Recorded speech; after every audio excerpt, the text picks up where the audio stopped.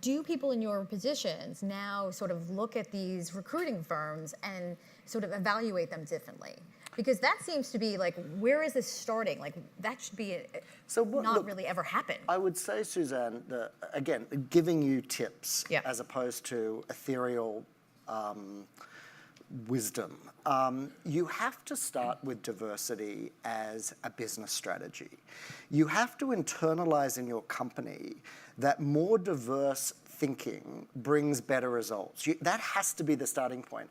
Because if diversity just lives in good corporate responsibility world, then what will happen is when business gets tough, it will, I guarantee you, it will always drop to the second or third priority. But if you actually show how more diverse teams bring better solutions, create better opportunities because you have different people with different life experiences and perspectives solving it, you get better outcomes, then it becomes a business issue. So that's, I think, my key learning. And when that happens, when people internalize it, that more diverse companies have better results, and they see that in action, you don't need all the policies and all of that shit because it happens internally. You've now infiltrated your culture, and that's how you start to bring about real change. Should diversity be part of your executive team's compensation in some respects? And do you do that, or have you done that? Because I think we do. We hear this all the time, but yet, you know, if you have middle managers and, you know, now the big theme in marketing is, collaboration. You know, we talk about, you know, one of the big problems that was happening at one of the holding companies, there's lack of collaboration, right? So what you do is you incentivize them. You know, half the pay is about the overall group, half the pay is what your division is.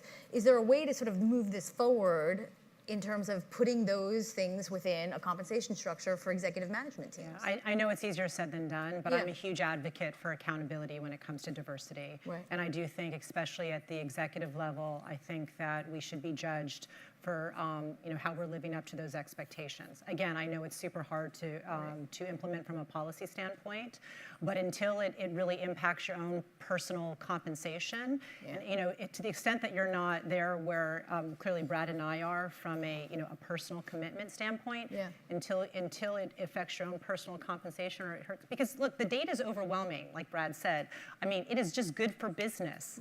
But until you can touch it and feel it yourself, I think a lot of people aren't bought in. And way too many people in the marketplace, you know, they talk about it, but they don't live up to it. Right. And again, you guys can change that. Don't wait for HR to have that as a policy or for your CEO to have that as a policy. If you're managing someone, the chances are you get to write some of their performance objectives, include it. Everybody who worked for me at PepsiCo had that included.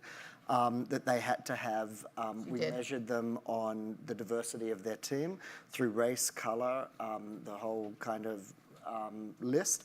And it wasn't a big deal because we were successful in communicating that it just made the process yield better outcomes. And by the way, it was more fun.